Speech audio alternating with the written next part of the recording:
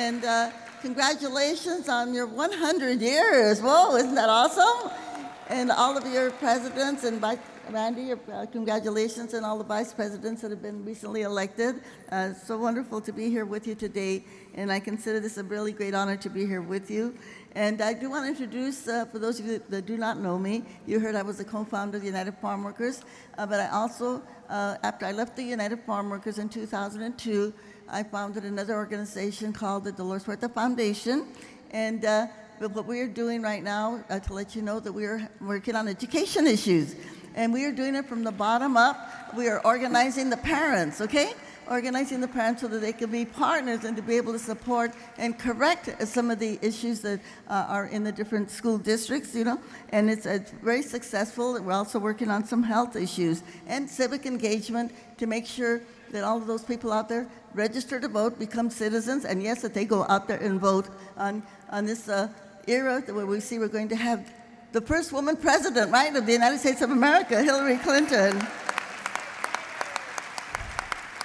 We are also going to be active this November in California to, again, extend the millionaire's tax in California that we passed. And those of you from California know that we in California are taxing the millionaires. You know, we're making them, if you earn $1 million, you have to pay 3% more in state taxes, $500,000, you have to pay 2% more, $250,000, 1% more, and that money is going to education. And that's over $6 billion.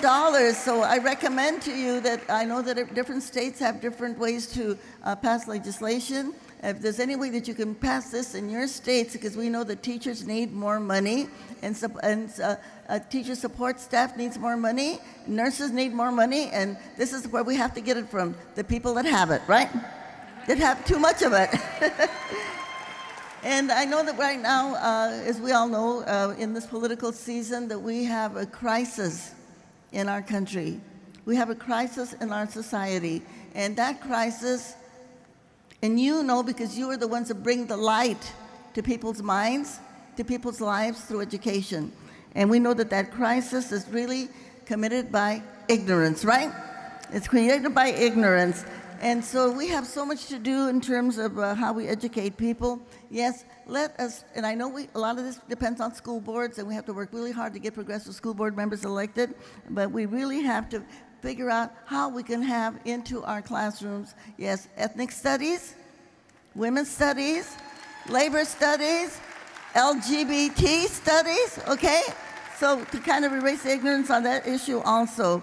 And that it's really going to be up to the teachers to be able to do that. And if it isn't in your curriculums, yes, we have to make it happen.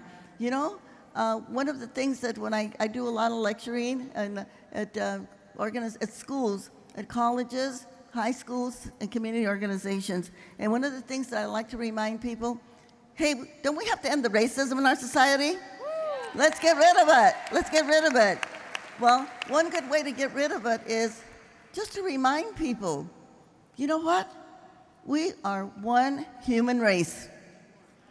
We don't have a lot of human races. We have one human race. We have a lot of different ethnic groups, a lot of different cultures, a lot of different nationalities, but only one human race. Homo sapien. Homo sapien. And we have to remind people of that. And where did our human race begin? Africa, of course. Our human race began in Africa, traveled across the planet, came down through the Bering Strait, you know, to the Americas. One of our tribes got lost way up there in Europe where it got kind of cold for them, and they lost their color. Now, they have to go to the tanning salon or to the beach to get their color back.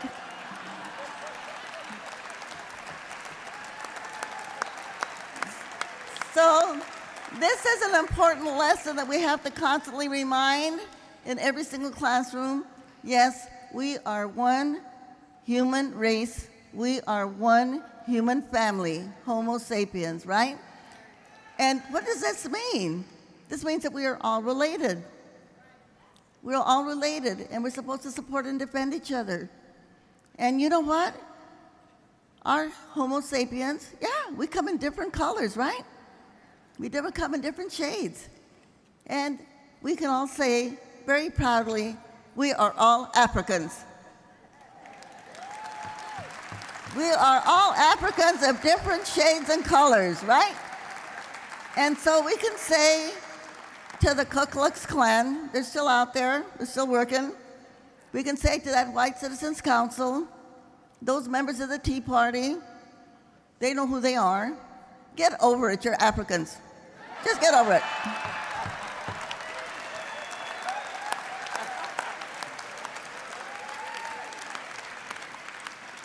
And we have to spread this message to make people understand, yes, there is science, right? There is science, and we have to teach that.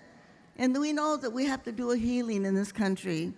We have to do a healing, and we have to teach the history. And I would hope that every single teacher will always start with teaching about Emmett Till.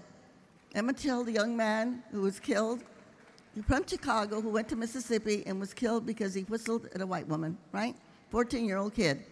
And teach about the farm workers movement, about the people that feed us, you know, and the Mexicans and the Filipinos. And yes, I am a proud Mexican American. I want people to know that. Donald Trump, hear me out. And my grandfather, my great-grandfather was in the Civil War on the Union side, and he was born in New York, all right? So they don't know who we are. But, you know, we have to teach this history. I call it the Howard Zinn history of the United States of America, because we have to do a healing.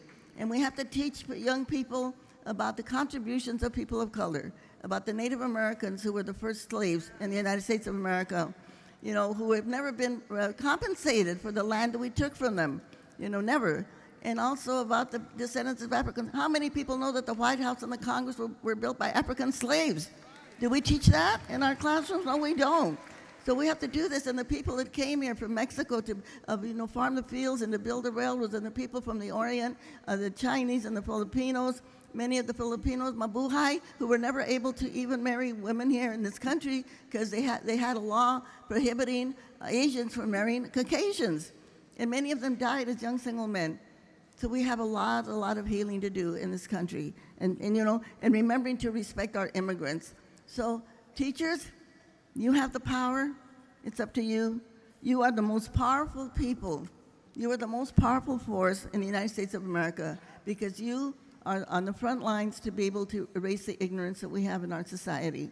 And to remember to teach people about how important labor unions are, how important all of us are, and we can make it happen. So, I want to say, again, thank you very much, and I want to say a few vivas, and I want you to join me.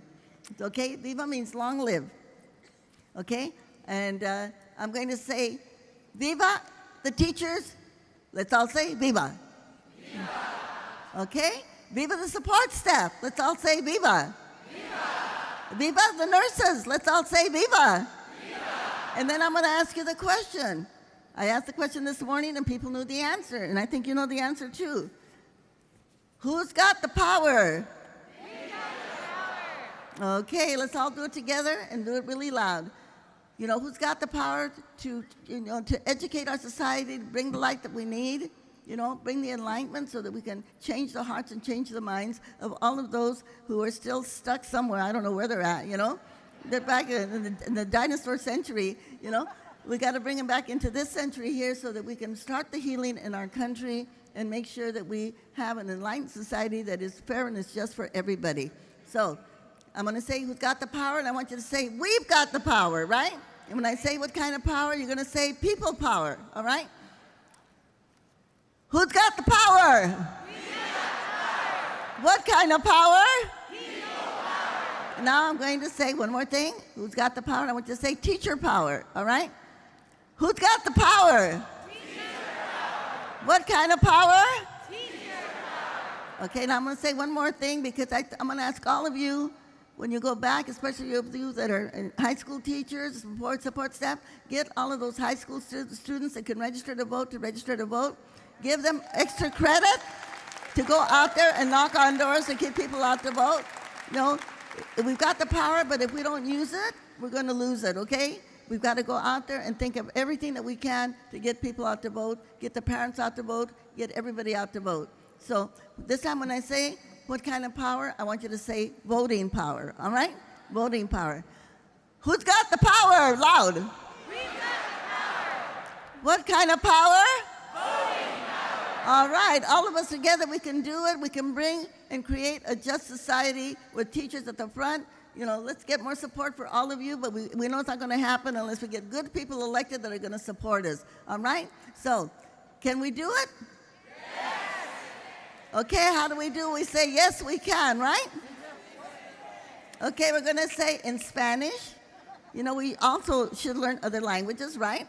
Okay, let's go.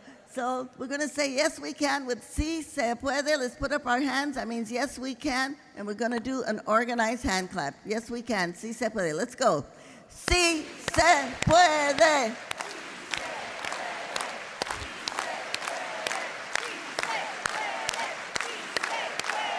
Si se puede. Si se puede.